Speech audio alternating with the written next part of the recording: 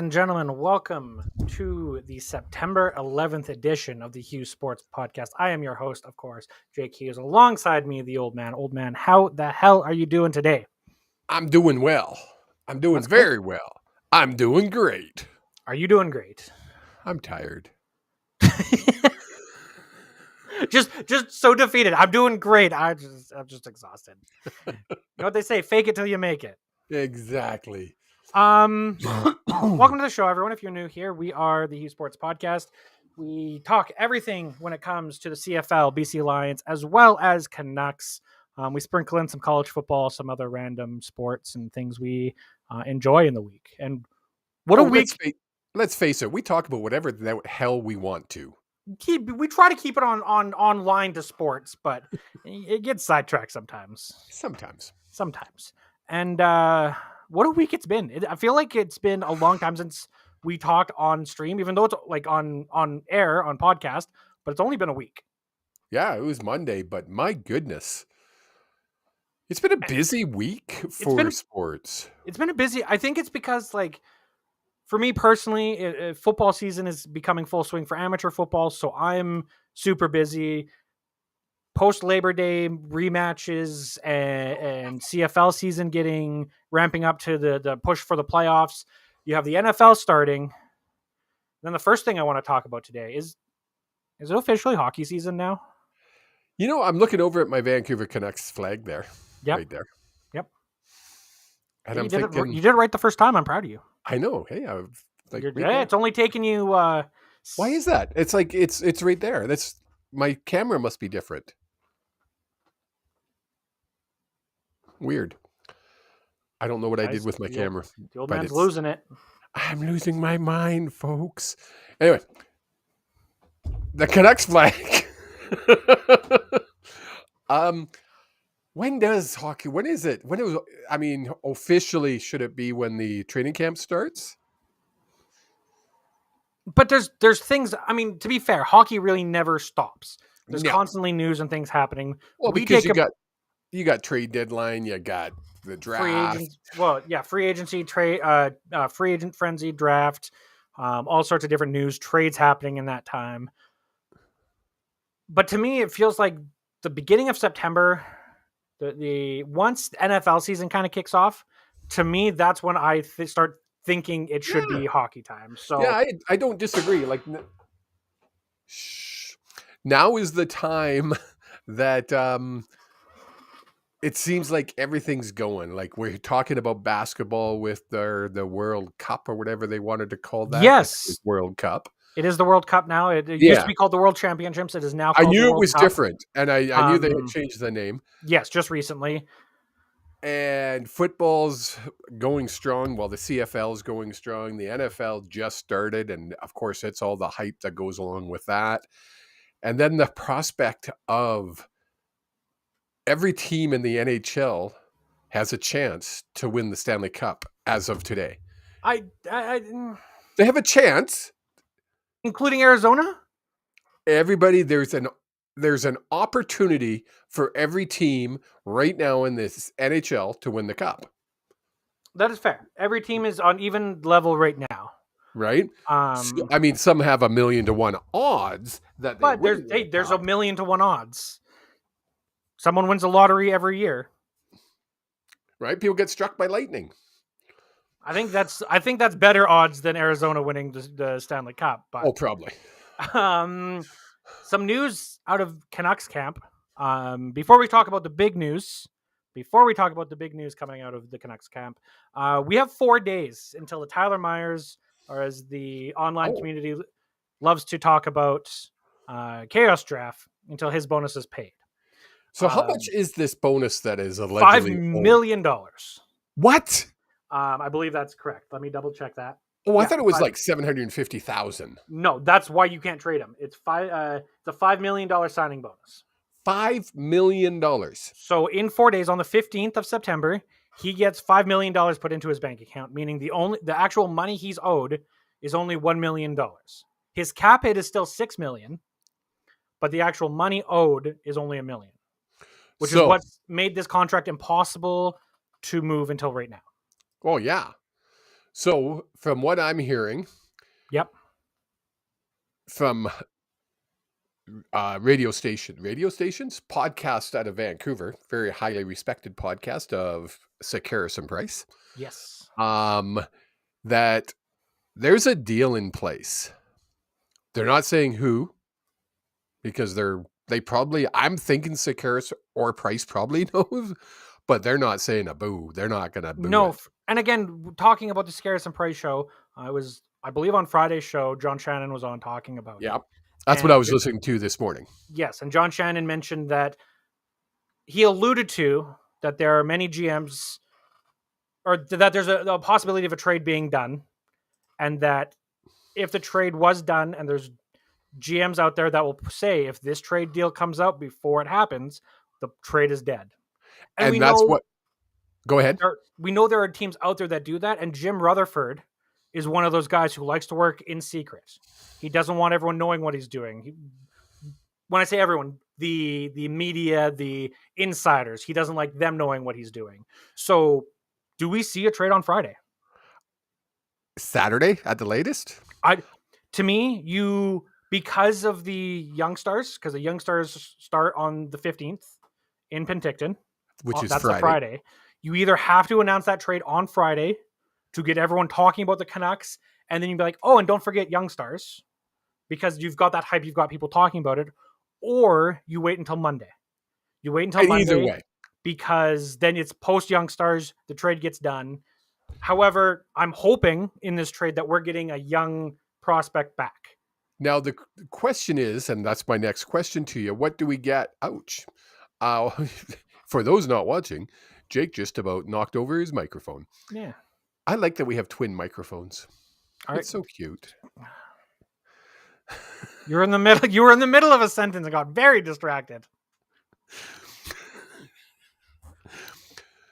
So that would be the next question is, so he's being paid his bonus. We all know he's not going to play here.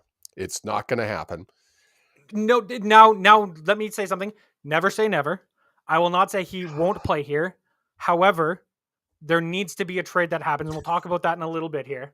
But there needs to be a move that happens for the Canucks. So Myers is going to go. We're not going to have the chaos that he creates on the ice anymore. Now the question is, what do we get for a Tyler Myers besides a bag of pucks? Now we need someone to replace his spot on the lineup. We do have some players down in the NHL, or in the AHL. Sorry, our NHL defense isn't that good to begin with. So bringing a guy up isn't ideal unless the team, which they have more insights than we do, especially at this time of year, on player progression, different things like that. You almost need a defenseman coming back. Oh, yeah. And as we know, defensemen don't come around. Let me rephrase that. Top level defensemen don't come around every day. And like looking at the team that is the most highly talked about, the highly rumored of San Jose, with the loss of Erik Karlsson, or the trade of Erik Karlsson, and not getting a big minute-eating defenseman, you don't have a lot of options that, as a Canucks fan, I would be happy with, that the Sharks would want to let go. Because they're like, the only one I can think of is there's a Mario Ferraro. He's 24. He's a left shot defenseman, that's fine. Who cares about left and right? Cap hit to $3.25 million. So we're only saving $1.75 million. Or, sorry, $2.75 million. Math is hard. I don't know if that's worth it. I don't think we're getting a player. You think we're just getting a draft pick or something second like that? Rounder. I honestly, and it was funny because I was listening to, again, Sekeres and Price. Price and Sekeres? What is it called? Sekeres and Price. Sekeres and Price, thank you. And they had brought it up a week ago or so, because everybody's talking about this in Vancouver, of course, between this and what we're going to talk about next. The captaincy is, they are convinced it's not going to be a player for the sole reason of the cap hit. But And again, so we take Tyler Myers out of the equation. Let's just erase him from the defense right now. We have Quinn Hughes, top 4 defenseman. Philip Hronek, hopefully a top 4 defenseman. Then we have Carson Soucy, who's never played top 4 minutes. We have Ian Cole, who's, I believe, 34. Hasn't played top 4 minutes. He can, but he hasn't in a few years. We got Jack Rathbone, who the team has basically given up on. Guillaume Brisebois, who's 26 and has had a sniff in the Can NHL. play top 6. And Matt Irwin, a 35-year-old. So we're missing one. No, you only have 6. You only have 3. Oh, 3 lines. For some reason in my head, I'm going 4 lines. I don't know why I did that. No, 3. So, I mean, do we need a player? Yes. I mean, let me rephrase that. Is it a necessity? Yes. I don't think it is, Jake. You need another top end right shot defenseman to even have a chance at sniffing the playoffs this year. Then you can't throw this defense as is constructed right now, less Tyler Myers in front of Thatcher Demko, and expect Demko to be able to perform at the level he did in the bubble. Then you're going to have to add to Tyler Myers, because Tyler Myers isn't going to get you a top 4 defenseman. No, I agree with that. I 100% agree with that. He's not going to get you a third round. See, and that's where it's just not in the market these days. So to give up Tyler Myers, you're giving up a guy who, despite the chaos that happens when there's no structure. Let me say that again. Despite the chaos when there is no structure, Travis Green didn't play with great structure. Bruce had no structure. And Tocchet comes in, and he's a defensively structured guy. Where was Myers? What? Where was Myers before he came here? In Winnipeg. And what did he do in Winnipeg? He was a top 4 defenseman. And where did Winnipeg end up? I mean, they were a perennial contender for 3-4 years there. Nice revisionist history, though. They win a cup. Let me phrase it this way. Has any Canadian team won a cup since I've been alive? Shit, I guess not, eh? One. And 92. I was about 3 years old. No, in Montreal. 93, Montreal. 93. Because the Canucks were 94. Canucks Islanders 94. Or Canucks Rangers 94. So, you put Quinn Hughes, Philip Hronek as your top line, Carson Soucy, Ian Cole as your second line. Tyler Myers isn't going to cost you an asset to put on your third line. You limit his minutes in a defensive structure, and then you let him walk for free. You don't have to pay anything to upgrade. You have people ready to go. You have free agency, and now you've got $6 million to play with.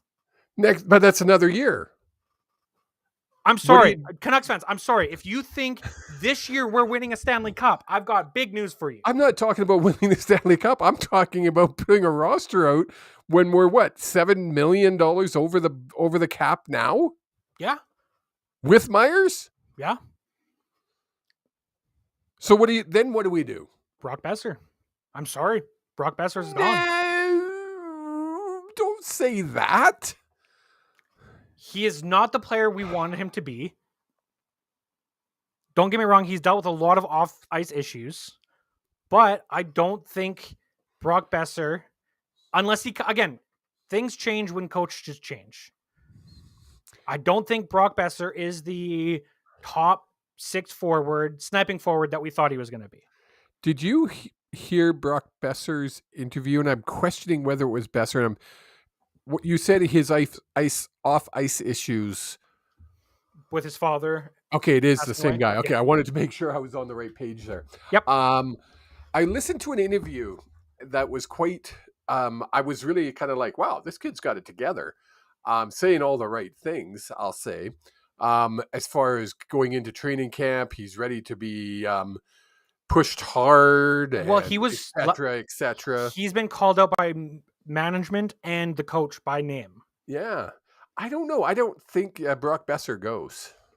If it's not Tyler Myers, it has to be Brock, It's one of the because two. Who do you get rid of? If you lived in the perfect world, who would you get rid of? I mean, Tyler Myers, but I would also have, in a perfect world, I would have gotten him before paying him his $5 million bonus. But you can't trade him when he's due that $5 million bonus. Exactly, right? So, plus, okay, we get rid of Tyler Myers for $6 million. Are you getting a second round pick back? Or for a second round, are you going to have to retain $1 million?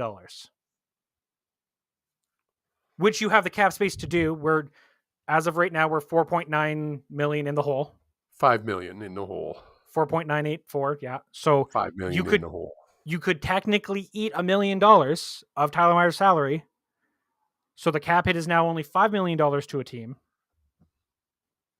I don't know. It just, to me, Tyler Myers is the obvious candidate to go, which makes it, and I don't know why I have this feeling, especially with Rutherford and Alvin doing things. Don't look at that as the target. I mean, just everything I've listened to, everything I've read, and I've actually, as I was telling Jake off air before we came online here, is I actually been paying attention to NHL a little bit. As you get older, your attention span is only so much, and so football is pretty important.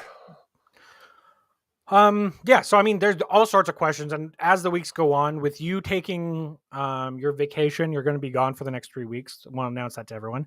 2 weeks. 3 weeks. You're going to come back from Europe on the same day and do a show? No, I come back on the Sunday, so I'll do the show on the 2nd.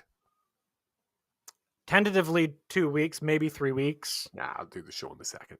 Okay. With you being gone, I'm trying to hammer down a couple co-hosts to help me out. If there is no co-host, you guys are just going to have to deal with me rambling for 45 minutes. I'm sorry. But there is going to be a lot to talk about because you have young stars. You're going to have the start of training camps.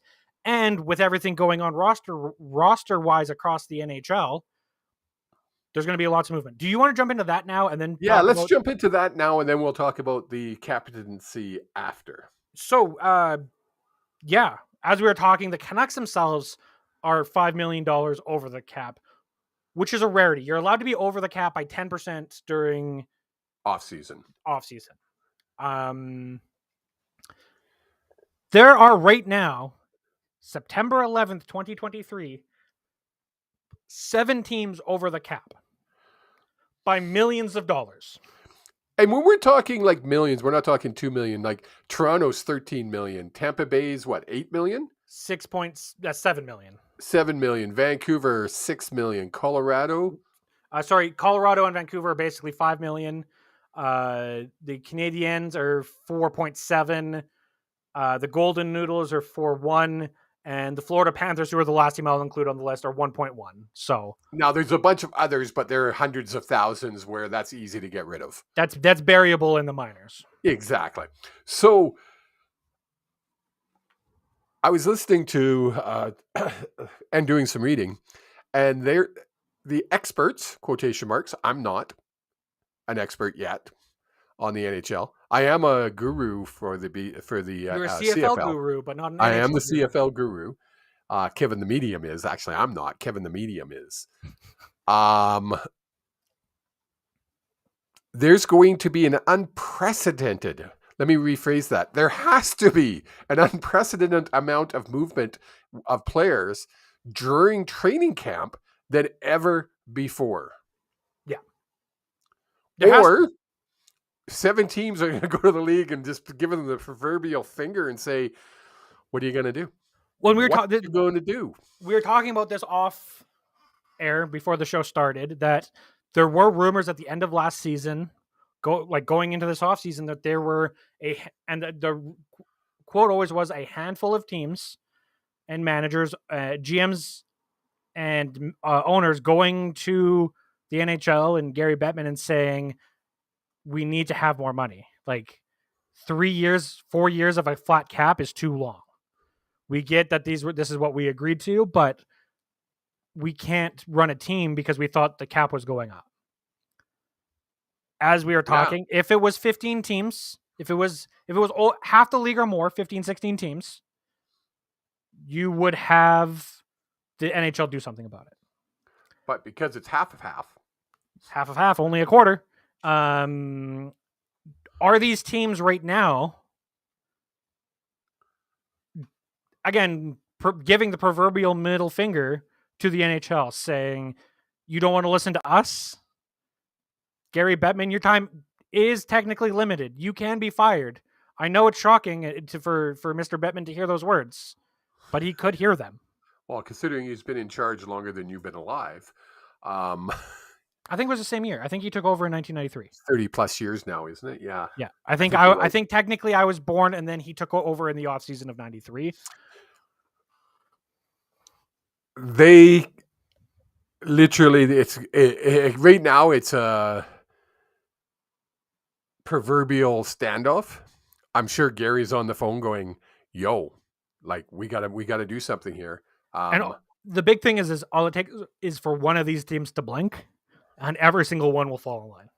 Well, and that's why I agree with the people who are saying there has to be unprecedented movement of players. When's the last time? I don't follow this nerd stuff as much as you do, but when's the last time that you can remember that there was trades during training camp? I can say I don't like. We're not saying minor league deals all the time. Oh yeah, PTOs all the time. But we're not talking minor. We're not talking 100,000 or 200,000. $12 million for that's two $6 million players. Toronto has to do something. A lot. Now they can put some people on LTIR. Do they have people that they can put on LTIR? Oh yeah, it's easy to say that, but yeah, go to the doctor. Go to the doctor and say, hey, yeah, these two guys are on LTIR. But now again, you have to put people with worth, in the Toronto's case, $12 million. And they have a couple people who are aging who would probably really appreciate an extra 2-3 months off. And then what? Oh, this guy has to go get a surgery that's really technically optional. But surprisingly, they'll all be ready to go for playoff day one. Now, I think the experts are going to be right on this one. And there is going to be, it's going to be like free agency all over again, or trade deadline all over again, except more movement. It's going to cause an avalanche. It'll be fun to see what happens. It will be. It's going to keep me interested when I'm away. I'm going to be watching the newswire, right? Yeah. So, yeah, it'll be interesting to see what happens over the next couple of days. Speaking of interesting, is this really shocking though? Yes, I'm shocked that they announced the captain for this year. Really? I assumed, and based off of the people that I listen to, the people that I read and follow the tweets of, that the Canucks were going to go with the 3 alternates for this year.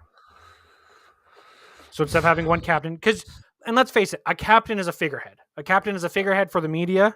So why? He's a leader in the locker room. So is JT Miller. So is Thatcher Demko. So is. It's different when you got the C on it. You got the pressure of the media. So just for clarity, for those who didn't pay attention to the news, Quinn Hughes was announced as the 15th captain in NHL history, or in Canucks history.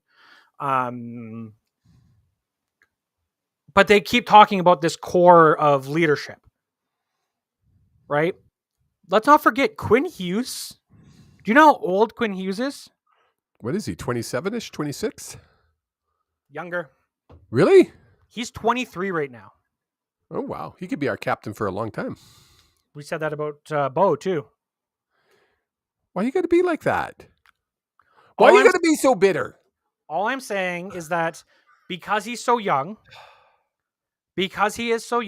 why not have a captaincy? Because you have Elias Pettersson, you have JT Miller, you have Quinn Hughes. Those are your 3 leadership figures. With or without a letter on their jerseys, they're going to be who the team goes to or the media goes to. But do you think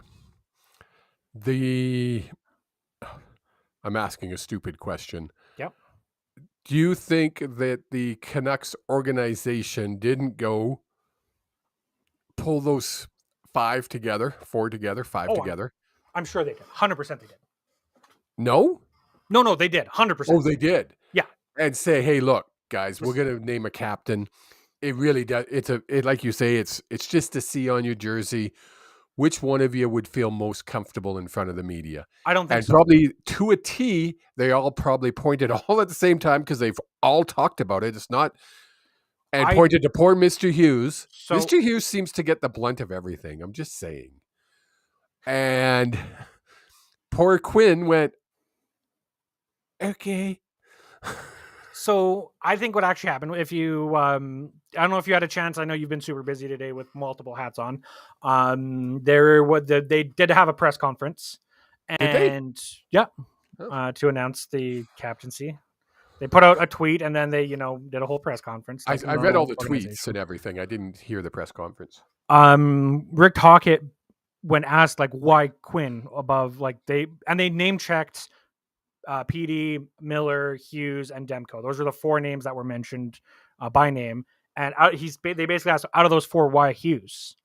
And coach said, he's the guy who gets along with everyone. He's the guy who can go to everyone. Now, and this is something but it's also something you never heard before. No. You never heard that it was cliquey, or that there was people who didn't get along with each other in the Canucks room. Go back to Kessler and Bieksa and the Sedins. Do I think they're super close friends? I don't think so. Do I think that they got along because they had? And I'm thinking more. I think Bieksa was definitely the Quinn Hughes of that group, of being able to get everyone together. But Kessler was an emotional, hard on your sleeve type of guy, like JT Miller is. The Sedins are more like Pettersson, very quiet. Yeah. Will get angry at things, but they hold it together. They're very professional. They won't smack a stick against the back of a fucking. I'm sorry. But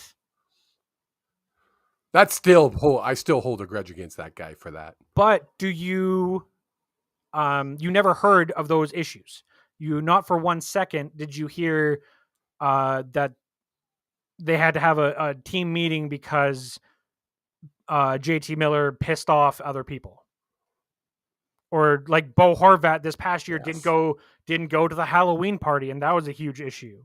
Yeah. First off, why is that an issue? Secondly, because the media had nothing better to talk about. Yes, we did. We had a team that was severely underperforming. You know what's going to cure all those ails? Winning. 100%. When the Sedins, the team you were just talking about, and you were like, you didn't hear any of that stuff. Why? Because we were winning. We were winning President's trophies year after year. We were the top of the league. We were one of the elite teams in the league for a long time. Yep, 100. You're not going to hear an argument from me here. Winning fixes things. That logo, shit. Stop looking at your camera. Look at your room. That logo. There you go. Should mean something to these kids. It's like, to me, it's like putting on the C for the habitants. Les habitants. The maple leaf for Toronto, or putting on the red and white for Team Canada. Yep. I'm gonna my blood pressure is gonna boil here. It should mean excellence, because that's what we were for many fucking years. No, we didn't win a cup. So all you Smurf Mafias, go the hell away. And I'm calling everybody a Smurf Mafia at this point. But we were an elite team. And now we're a joke. Yep. And you know what's the worst part is I wish I could go on to blame a group of players, like and a trade, but like looking back on it, a lot of people view, especially your generation, the older generation, view the Messier times as the dark times for the Canucks. Yes. The last 10 years, from 2013 to 2023, that's the darkest time for the Canucks. In your memory? No. Period. End of story. 10 years. How long was Messier on the team? Dude, I started watching this team in 1970. Yeah. You know when the first time they actually went for a run? in the 82? 84. 84. 84? 82. 82. That's more than 10 years. Just saying. But no. I agree with you. They also got screwed. The organization's been cursed from day one.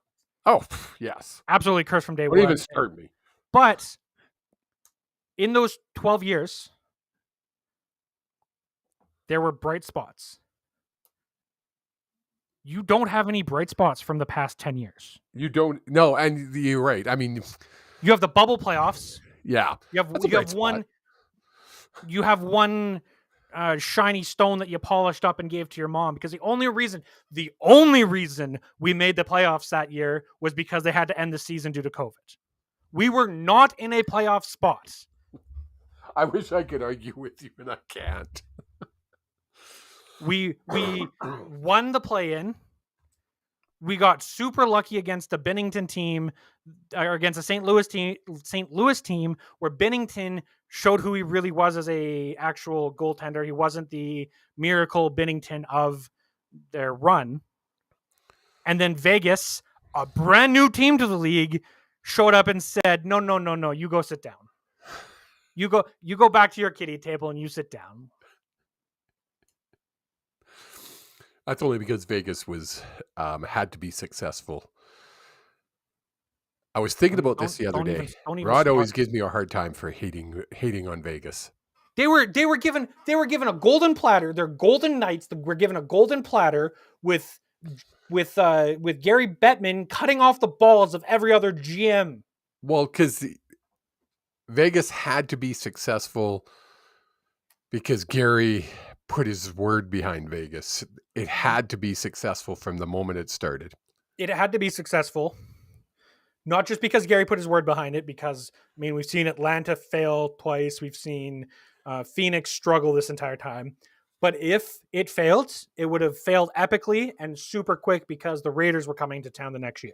Yes. Or 2 years, right? So you went from having no sports allowed in Vegas to the NHL is going to be here first, and we're going to do it best. And now you have the NFL, and now you're getting the NBA here as well. Supposedly, yeah, and supposedly a baseball team as well. Yes. So going back to our point, how did we get off on this tangent when we were talking about Hughes being a captain? Because he gets along with everyone, and everyone. Yes. You didn't hear that shit when you win. You don't. So fix the problem. Win. It fixes everything. So be prepared. We wouldn't be bitching about who's going to be captain if they had gone on a long run last year. No. If they made the Western final. If they made the playoffs. Yes. I don't think we're having this conversation to the degree. No. Don't get me wrong. We've been like, cool, Hughes is captain. That's awesome. That's great news. Glad they I like the fact that Hughes is captain, because now I can say I'm Captain Hughes. Oh boy. One other announcement that kind of got buried. I wouldn't say brushed on buried in the news. Is that the Young Stars game schedule was released. So every year around this time, this upcoming weekend, in Penticton, the Vancouver Canucks host the Edmonton Oilers, the Calgary Flames, and the Winnipeg Jets, and all of their prospects. Are we going to call Jet fans Smurf Mafia too? I don't think so. They're not as bad. They're aware that their team sucks. Yeah. They announced their schedule today, so it starts on the 15th. It ends on the 18th. The really cool thing that I like in there is that they do have a Penticton V's versus Chilliwack Chiefs game as part of it. So an actual WHL game, exhibition game thrown in there as part of the festivities. It would have been cool if you and I could have gone down for this one, but someone had to go on a vacation. Someone had to go to Europe. I believe, and there's no guarantee on this, the last few years they have had some sort of broadcast for the Young Stars games. For a couple. Yeah, I sort of remember that from last year, if my memory serves me correct. But they haven't announced anything yet, so I don't know if it's going to be doable, or if they're waiting until closer to announce which games are going to be available and how. So if you're in the Penticton area, if you like the Canucks or any of the four teams, go. Apparently it's a blast. Like hearing stories from Sakaris and Price, from Rick Dollywall. This is a time where the journalists get to go have fun because it's the prospects. It's the start of a new year. It really refreshes things, and at this time, anybody can win the cup. and it's true. Anyone can win the cup. And you know what anyone can do right now? If What they can wish? anyone do? What can they do, Jake? They can go to HughesSports.ca and they can actually read an entire article that I wrote regarding the Canucks captaincy, as well as an article that the old man wrote talking about the past few weeks of the CFL and going ahead and his predictions moving forward with the team or with the league. Sorry. Your picks. I meant to have these up and I didn't. So terrible me. Who did you have coming out of the for the article I wrote? For the article you wrote. I picked in the East. There will be no crossover this year. That's my prediction. Give me your East semifinal. Would be the Ottawa. No, it would be Montreal versus Hamilton. And you believe in the way you set out your picks that it will be hosted, where the Grey Cup game will be hosted in Hamilton. I honestly think Cody Fajardo has. How do I phrase that? I was going to say mental issues, and I didn't want to say that because that's not right. But I think I know what you're trying to say. I think he's mentally done. He's been hit too many times. Well, we talked about it this weekend where he puts himself in positions to get hit at every single opportunity, and it's not good. I think he enjoys it. Do you ever see him get up? He's smiling. Well, and there's an old adage like, who likes being hit like that? Do you remember the UFC fighter Forrest Griffin? Yes. He used to come out in rounds, and he said it. He said he'd go in there and he'd be too calm. He'd get punched in the face a couple times and maybe end up getting cut or bleeding. And that's when he would amp up and be ready to go. Because he wasn't allowed, because he said back in the days in his amateur fights and before the UFC blew up to what it was, he used to punch him, like get himself ready by having a hard sparring session. Then all these restrictions came in because he moved up to the UFC and he couldn't do that anymore. Yes. So that's my 3 in the East. You did not say who the home team was for the West final. No, I said the East. Sorry, for the East final. You did not say who you think was finishing first. Oh, obviously Toronto. I mean, they've already locked up a playoff spot, and it's true. There ain't nobody touching them. There's nobody even coming close to them. They have such an easy schedule. They play Winnipeg, and then I think they coast the rest of the way. Now, this one shocked me. Reading through your Western positions where you predicted everything. And I know you wear your orange-colored glasses to your dying breath. But you have... I bleed black and orange, mother... You have a team that has already clinched a playoff spot, finishing second. And hosting the semifinal. Everybody has written off BC. What they don't understand is we have a game in hand. We're only one game behind them if we win that game in hand. That game behind them comes October 6th in BC. What happened last time Bombers came to BC? We kicked their motherfucking asses. That's what we did. We didn't just beat them. We didn't allow them to score a touchdown. They kicked 3 field goals, and that was it. So. Breathe. You're good. You're brave. Yes, BC finishes first, which really scares me because then they're literally off for like 9 weeks. Yeah, I think we have a bye the last week.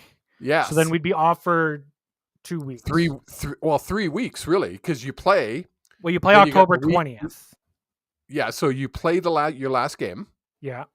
Then you got a week to your bye. Yeah. Right? Then you've got another week so before the playoffs start. Then you got another week before the Western Final. So that's 3 weeks. You're down. Your math is wild. I want you to do my taxes. Jake, how does that not right? You play your final game. Because every team I'm not talking about what every other team is. I'm talking about how long the BC Lions will be off the field from competitive ball. You play your final game. You got a week till your bye. Yeah, you got a week for your bye. And then you've got another week to the Western semifinal. You're off for 2 weeks. And then you've got another week that week to the Western final. That's 3 weeks. You won't play ball till. Okay. Your math does make sense in the way you're explaining it. 21 days between games.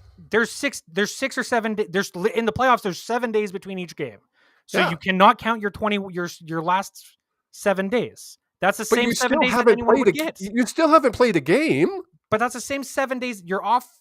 You're an extra week off. So you're off for 21. The other team's only off for 7. Yeah, so you're still off for 21 days. Yes, but that's not a big difference. Like you're only 2 weeks off. You're to me that's the greatest thing you can have with an older quarterback. 21 days without playing football is what I'm getting at. No matter which way you go, which way you look at it. The week you're off on for playoffs, you're having hard practices. Well, it doesn't matter, but you're not playing a game. You could go as hard as you want on practices. You've played ball. You know that no matter how hard the practice is, when you're playing the game, it's totally different. Correct. What I'm saying is there's 21 days between the last game you play and the Western final. Yes. Doesn't matter what the other teams do. But, okay, yes.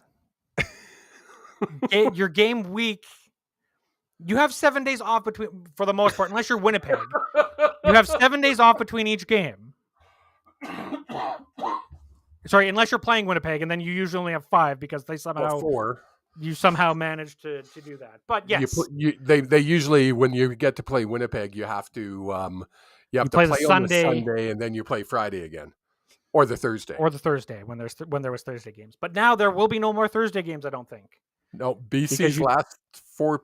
No, that's not true. I don't think there is. I think they're all Friday and Saturday. Yeah, I mean, you'd be stupid. Doubleheader this weekend. There's a doubleheader both Friday and Saturday. Yeah, you'd be stupid to try to go on Thursdays or Sundays with the start of the NFL. Why even try? Yeah, in my opinion, I mean the season. In theory, you move the season back a month. Yes, you're having the Grey Cup next week. Yes, in 2 weeks. Yes, and you coincide it so you have the Grey Cup. Preach, brother. You have your morning NFL games, right? That start at 10 o'clock Pacific time. You bleed right into your pregame for the CFL. You have the Grey Cup, and you go, and this might hurt people's feelings, you go right into the Sunday night football game. Yes. You have the game, so it's earlier, and you go into the Sunday night football game. Because you know how much more attention, and you promote it as like the Super Sunday, the CFL's version of the Super Bowl Sunday. Because in Super Bowl Sunday, you get 1 football game. On Grey Cup Sunday, you're now getting 6 games. Whatever, yes. Whatever you want to do, right? Like, well, TSN, I mean, you've got 5 channels. Do I have to remind? Do I have to lean forward and go?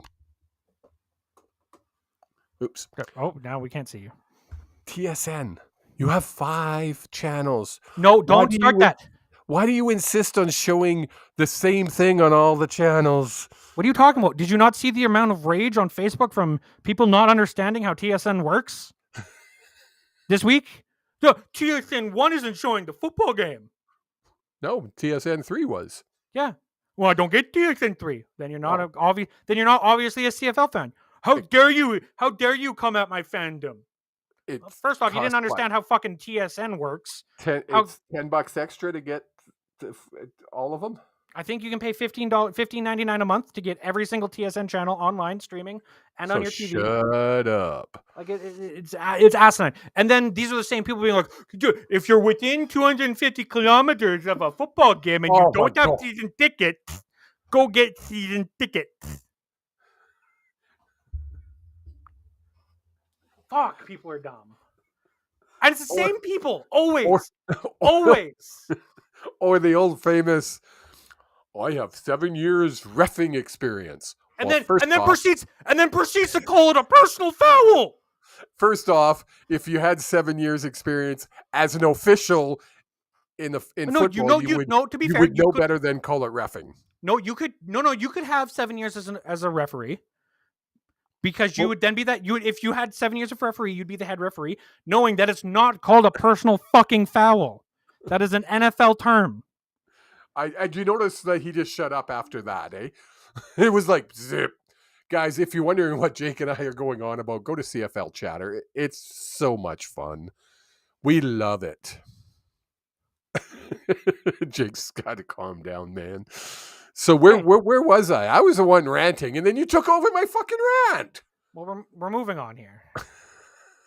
We're moving on here. Because we spent 48 minutes and we haven't even started looking into the week that happened in the CFL. And I'm going to be completely honest. We haven't talked about the West. Yeah, we did. We just talked about one. I said BC finishing first, and then you went on a rant. Yeah, because you can't count. You went. First off, you went on the rants. I then cut you off because you can't count, and then we got very sidetracked. So you have BC finishing first, Winnipeg finishing second, and who did you have finishing third? Saskatchewan, which I think is the third in your article. You talk about how the third is up for grabs. It is up for grabs. Saskatchewan does have a technical advantage right now with their record, but it's minimal. Definitely. They hold it, so they control their own fate. Yes. I want to see what happens with Jake Dolagala coming off of the embarrassment that was this past week. That was embarrassing. We've been there. They did it to the Lions, which was a way better team than the Riders were. So exactly. So, as a young quarterback, who this is your first starting gig as a pro, how much will that affect you versus a Vernon Adams Jr.? Yes, I agree. So the reason I picked Saskatchewan is, and I wrote it, you can read my article on hughesports.ca, is Trey Ford has looked pretty good. He can run the ball a mile. He's proven that. He hasn't proven that he has an arm for the CFL, and the CFL is still a tossing game.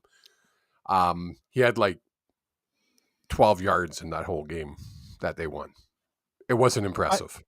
He had more than that, obviously, but you get my point. But now, and this is a conversation that I think is always valid. Why couldn't the CFL? Why couldn't a Trey Ford change the way we view quarterbacks in the CFL? Oh, very well. Eventually, there was at a point it was a running game, and then quarterbacks started to throw. I don't know. Maybe not my lifetime. No, I mean the CFL's been around for 100 years. Yeah, so I've been watching for over half of it, and it's been a throwing game since. But you could be right; it could be before I started watching. It was a running game. Well, and I was going to say there for many years there. This is to show history. You couldn't throw the ball forward; you had to throw the ball backwards. That's true. When did the forward pass come into play? Do you know what year? I want to say it was post World War One. Yeah, I think it was post World War One, pre World War II, if my memory is serving me correct. I don't know why that jumped into my brain, so I'm sticking by it. When did it's actually earlier, 1906. So pre World War One. Yeah. Okay. Yeah. Well, now you know. How was football played before the forward pass? 2 yards and a cloud of dust. Correct. So let's look at the week that was in the CFL, and then we get to reveal the always calm, cool, collected power rankings. Nobody gets excited about those. No, everyone's very level-headed. Go to CFL Chatter and see what we're talking about.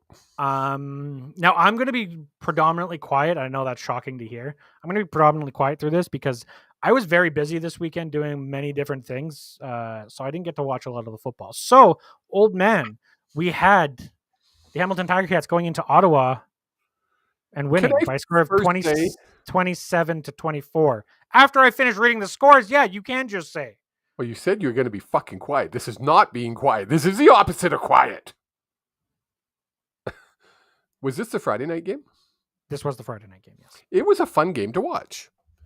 Two teams that literally I'm going to say it was a must win for both teams because they both suck, and they're like literally one of them is going to finish third by default in the in the East.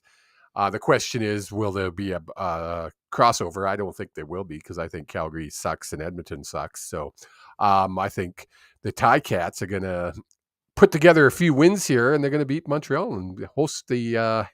Not only will they host the Grey Cup, they'll also host the semifinal. Wouldn't that be cool? It'd be pretty cool. I mean, I doubt Hamilton's going to make it past Toronto. Oh, no. Or No. Montreal for that matter. But for the town of Hamilton, it'd be pretty cool. It would be. It's just good. It's good for the league. Yeah, it is. And then after this game, we head into what the CFL or what TSN was calling Super Saturday, and we lost the old man. Of course, we lost the old man because when wouldn't we lose him when we actually need him? I think he sneezed and hit a button or something. But we had the Alouettes go into Toronto, and I mean, again, we talked about it. The Toronto's lost one game all year, and in my opinion, it was a total fluke to the Calgary Stampeders. But the Argos walked away with this one, from my understanding of the game. This was the early game. This was the first game, and I don't know if you told them, but we didn't get to watch the whole game because we were out being busy, Jake and I. Yes, I did not mention that. No, it wasn't important. We knew the Argos were going to handle the Ls, and they did. And the Argos are just that good. The best team in the league by far. I don't care what the Smurf Mafia has to say. Until they beat the Argos, you got to be the man. You got to beat the man, and you ain't beating the Kelly.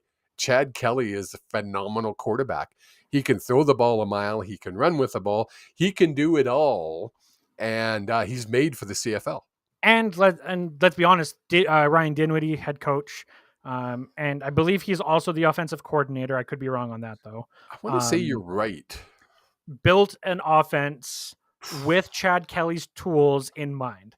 They took rather than taking a plan and building and putting the quarterback into it, they took the quarterback and built a plan around it, which was smart, right? And that's something I want to key in on because I want to talk about it in the last game that we talk about this week. Huh? The Brian Dinwiddie and the Argonauts built the plan around. Yes, I'm repeating it for you to fully understand the sentence. Built the plan around Kelly's skills. I want to key in on that fact when we talk about the last game of this week. Anything else? Like anything else that's caught your eye from this one? Yeah. The inconsistencies and penalties are literally driving me cuckoo for Cocoa Puffs.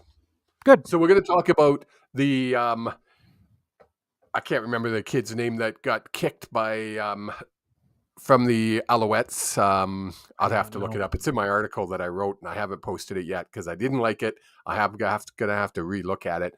Anyways, it's one of those plays where you look at it and you go, "Yep, penalty, ejection, no question about it." And guess what? It was a penalty and an ejection, just the way it should have been. That caught my eye. Carry on.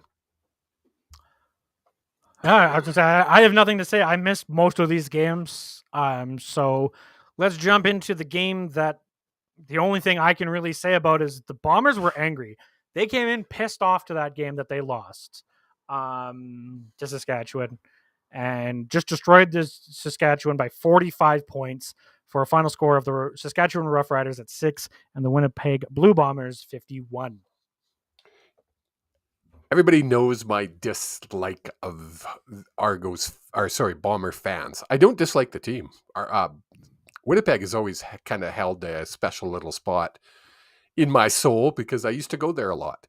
I don't dislike the Bombers team. It's their fans that are kind of nuts. But kind of. My question would be, what the hell were they doing leaving Collaros in as long as they did? the Riders were coming at them. They were taking cheap shots. They were late hitting them. And to the first person that says, "Oh, but points for and points against matter," no, they don't. Not in this scenario, and you got to understand why I say that. The only time points for and points against come into play is if there's a tie between two teams. And it is the second tiebreaker after head-to-head. The Bombers and the Lions are the only two teams that can tie for first place, and they're only played 3 times this year. They did not play 4 or 2. Therefore, points for and points against do not matter. The only reason they left that man in there was because they wanted to hit 50 points again. No other reason. And good on them. But you put your quarterback at jeopardy. He's already hurting. Every time he goes to stand up, you can tell he's hurting. Bomber fans, October 6th is coming. It's going to cost you. Woo, now I didn't see the game, so I can't say anything. I literally woke up from my nap. Truthfully, I turned it off at halftime. I woke up from my nap and was like, sorry, what the fuck did I just see?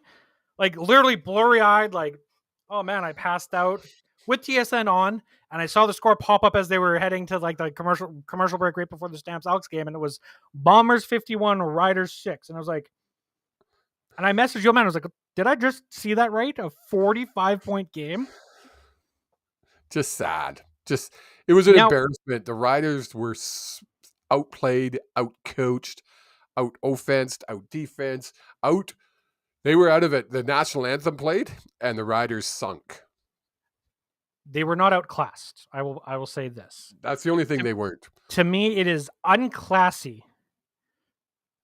If in the fourth quarter you hadn't pulled Claros. You're looking to get him hurt. You know the Riders hate you. And you know what, Mike O'Shea? Please do it. Please keep doing it. Every time you play, let him stay into the last couple minutes of the game when you have a 45-point lead.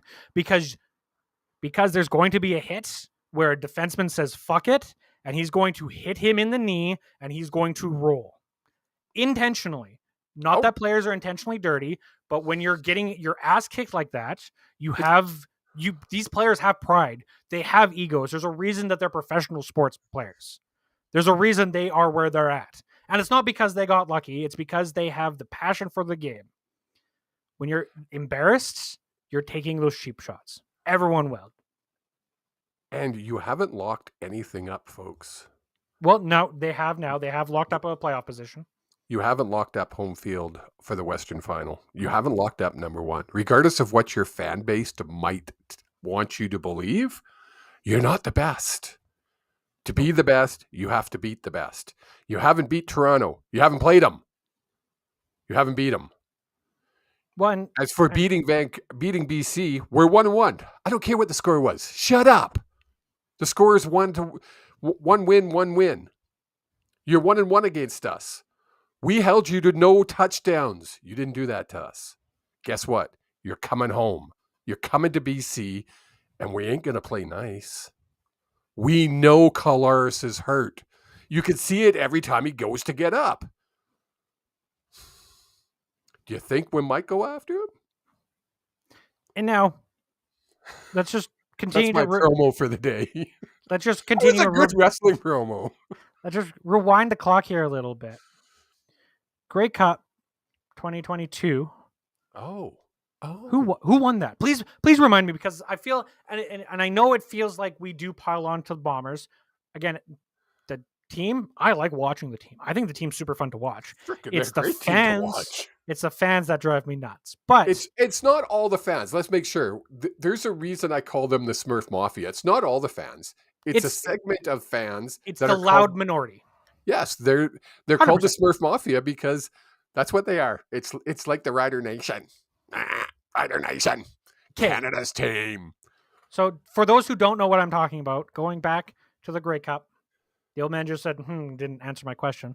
The Blue Bombers lost to say one more time so they can hear it Blue loud. Bombers lost after they had already planned the parade, and their fans had literally, I know a person who got a tattoo before the game because they were that confident.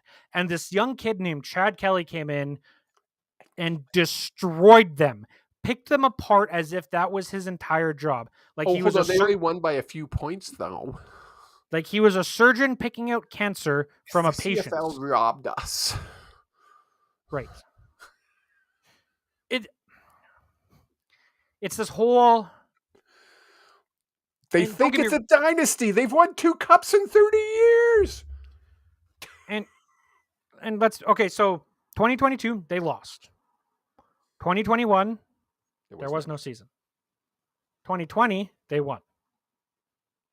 Okay, so in my rule book, a dynasty is 3 in 3 years, or 3 in 5 years, or 3 in 5. That's how I view a dynasty.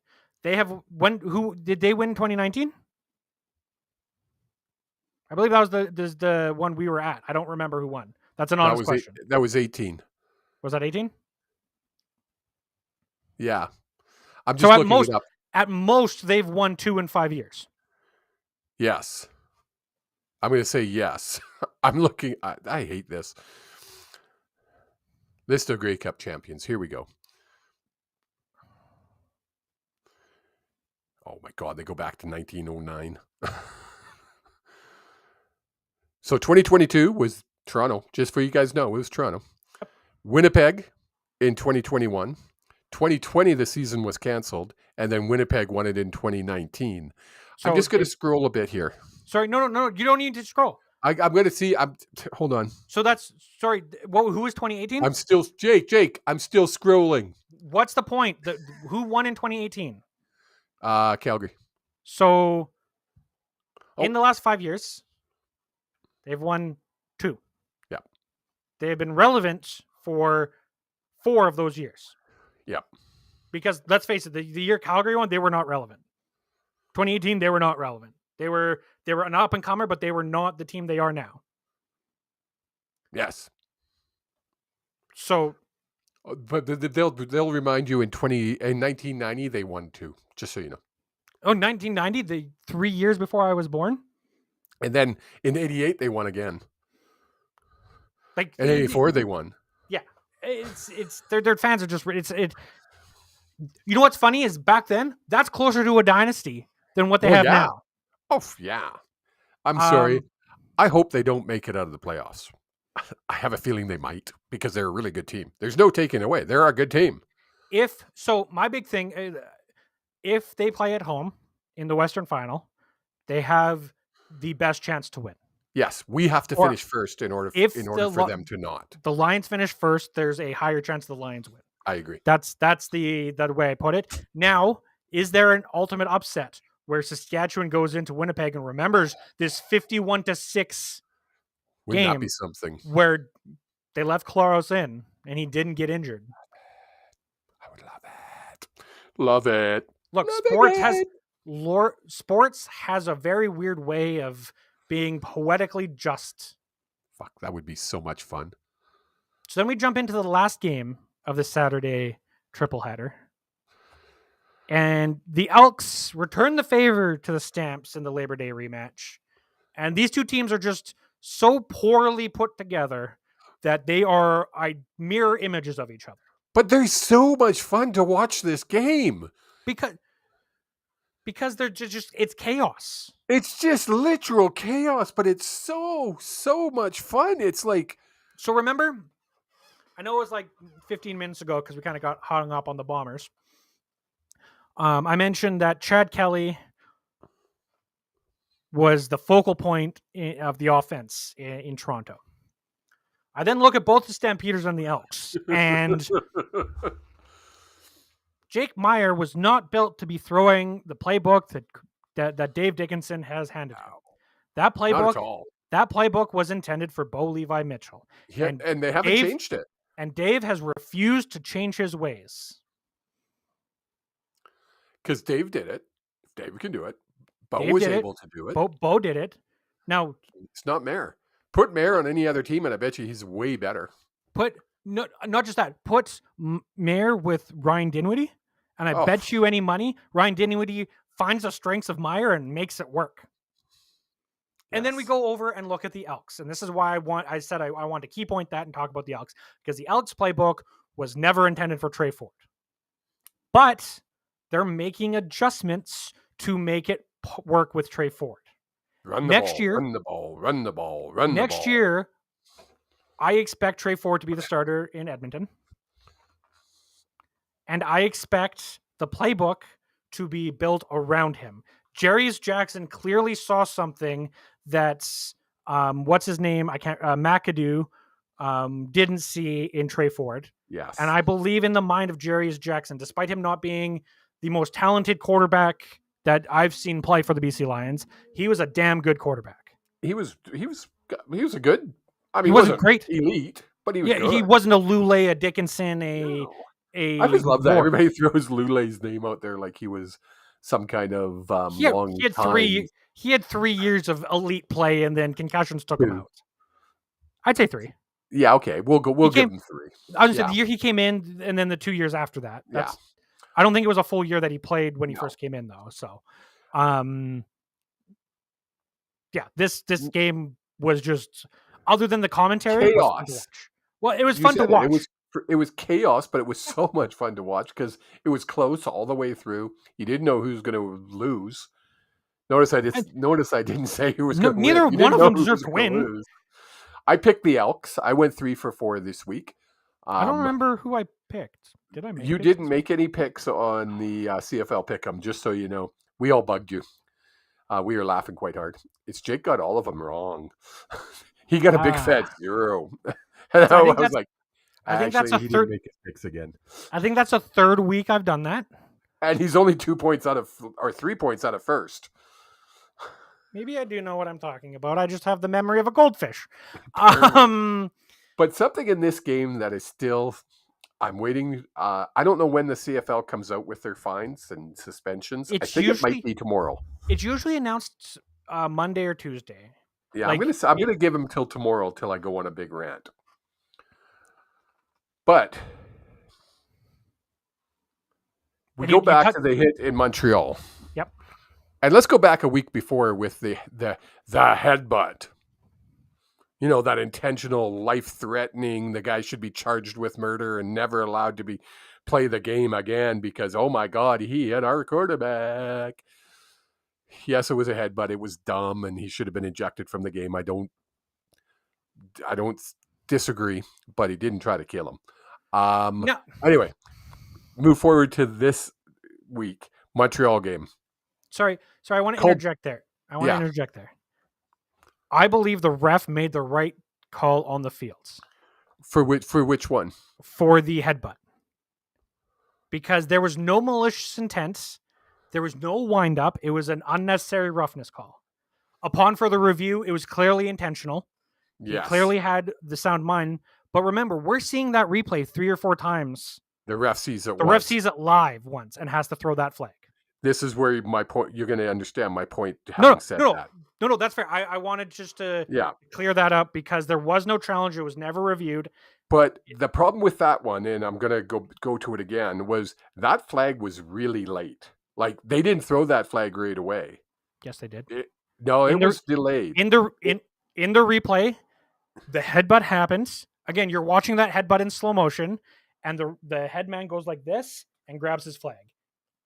I'll have to go back and look at it. I didn't see it that way. Anyway, so let's move to, because we can go back and forth on this. Yep. Let's go to the Montreal game. Proper call. There was a open-handed, that was the funny part, an open-handed slap in Montreal hitting a Toronto player. And he got ejected. Yes, he should have been. You can't hit another player. That's assault. Michael Wick, I believe it was Mike. No, that's not right. No, I got it. I can look it up if you really. I'll find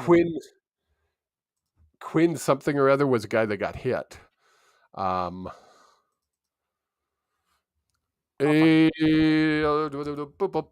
Mack. Yes, Mack.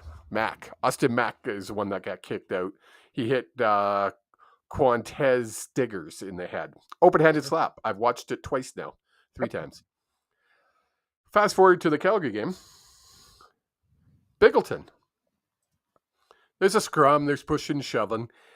He winds up and open hand slaps. Like if that kid didn't have a helmet on, he's being knocked out with that slap. It wasn't just a light headbutt. I got in real trouble for saying the light headbutt. But the open-handed slap was like insane. Now, the penalty was called. So the referee did see it happen. Objectionable conduct, 15 yards. Matter of fact, there was 3 penalties on that play, and it was 2 against Calgary, 1 against the Elks. 15-yard penalty. And I'm looking going, and how is Biggleton allowed to stay in that game? Jake, you even texted me. It was like in capital letters, like, how is that not an injection? It was insane. Now, this is where I'm like, okay, this is where the league needs to get their act together, because they have the eye in the sky. They have people watching the game. They have the ability to call down and say, yo, Jake, head referee, that's an objectionable conduct ejection.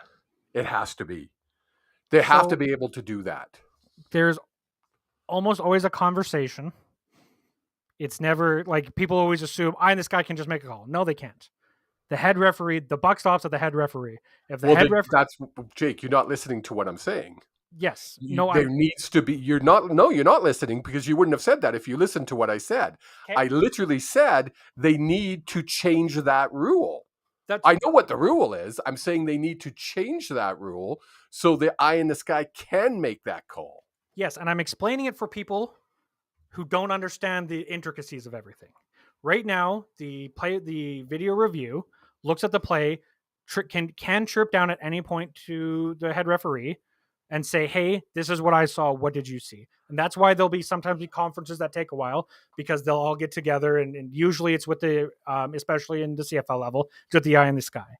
And you can have a conversation. And if you're blocking someone and you do this, that's not a strike to the head. Why have officials on field if you're going to have the eye in the sky? Because they've missed so many obvious calls. Then take the refs off the fields.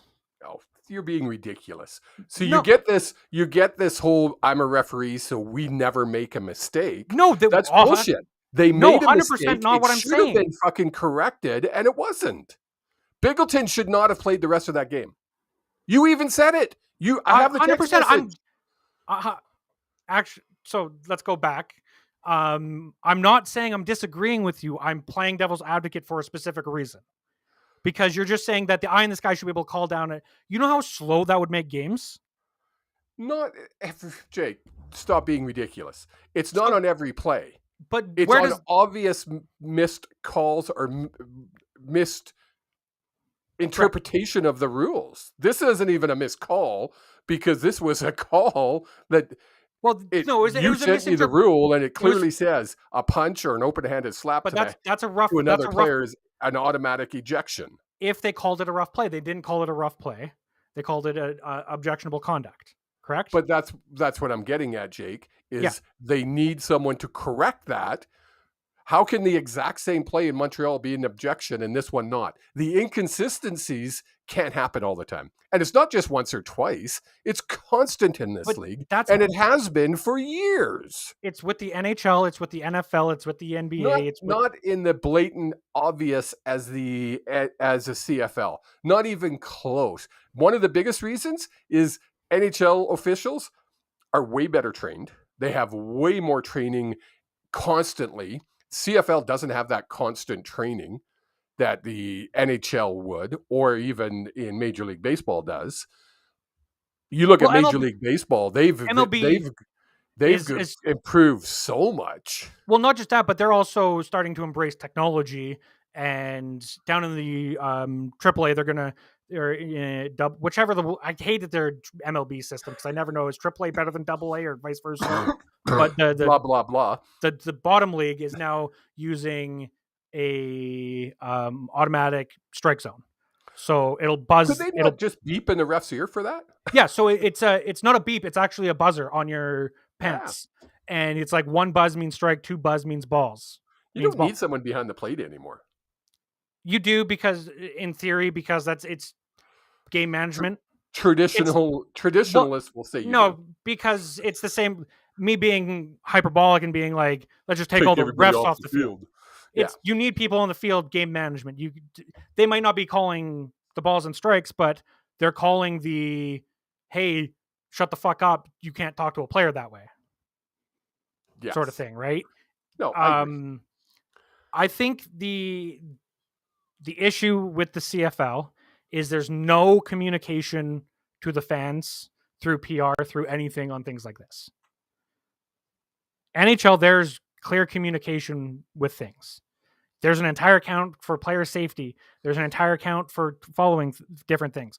Now, the reason I was being where do you draw the line? The original rule for NHL on the offsides calls was supposed to be you could review it if it was terribly erroneous. Like there was a play the season before they brought it in where a guy was offside by about 3 feet, picked up the puck and scored, and they never blew the whistle because the ref said it was onside because he was not at an angle to call.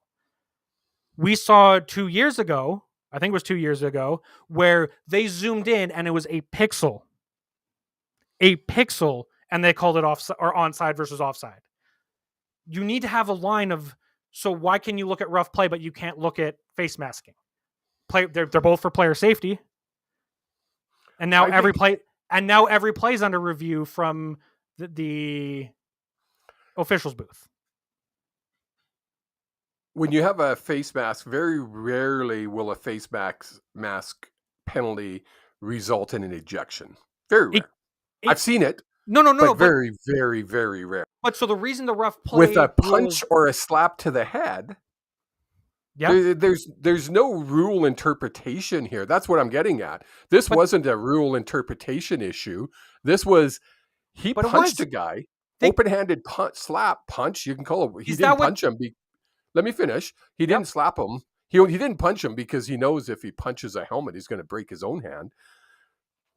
It wasn't it was a wind up and a whap. Again, you see those things on TikTok where they slap fights? That's what it looked like to me. Well, and I don't think I was watching the game at this point. So, yeah, you did, because you sent me, how is Biggleton still in the game? You literally sent me a text saying, how is Biggleton still in the game right when it happened? Was that right when it happened? Because honestly, I don't remember the play that well. Because I found you the rule for rough play, but I had no idea they called it. You literally sent me a thing. Okay, but I didn't realize they didn't call it rough play. They called it objectionable conduct. So clearly, it is a rules interpretation. They called it a different penalty. But that's when for a play like that, where you've misinterpreted it so bad. But yes, so bad, because it's a matter of, if you interpret it correctly, that boy is tossed from the game. But what I'm saying is, we're all focused on whatever TSN shows us, right? Which is good. That's what TSN's there for. I'm reading, and the reason I keep looking off to the side, if you're watching on YouTube, is I'm reading the objectionable conduct from the CFL rulebook. There's a handful of things in here that have nothing to do with physical contact. So if all they did was hear him say a slur, if they heard him say a verbal abuse or objectionable gesture directed at an opponent, there's kicking and throwing an official's flag, which I don't think happened at that point. And I'm looking at it like, these are the reasons you call objectionable conduct. A slap would never be called an objectionable conduct. So they did not call him on the slap. The slap needs to be taken out of the context because that's the only thing Biggleton did. So Biggleton didn't do anything else. Biggleton came in and slapped the guy. Watch it. You can't talk about it if you didn't watch it. So, but again, I'm saying, and I'm interpreting from if the officials called it an objectionable conduct, they're not. That's my whole point that you're not understanding. Is you keep saying it's a misinterpretation of the rule. It is, because they didn't call it right. But what if they? Okay, so again, the slap happens. Didn't do anything else but slap the guy. That's all he did. The slap happens. Me and you are talking.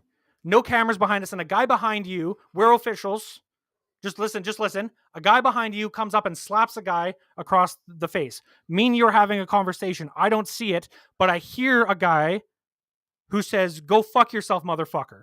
I'm throwing the flag on that wording. I'm not throwing the flag on the slap. I didn't see the slap. Okay. We could go back and forth, and I'm done with the conversation, because you're just, at this point, you're just trying to, you literally, when it happened, sent me a text saying, how is Binghamton still in the game? So now you're just trying to make it look, trying to make me look silly on the air, and I'm done with it. That is not true. I'm done with it. 8:42, at Saturday at 8:42, you said, "Is this true?" That's how that conversation started. Okay. Kieran. Okay, well, everyone, I appreciate you guys tuning in. I will see you guys here next week. Have yourself a wonderful night. Mwah.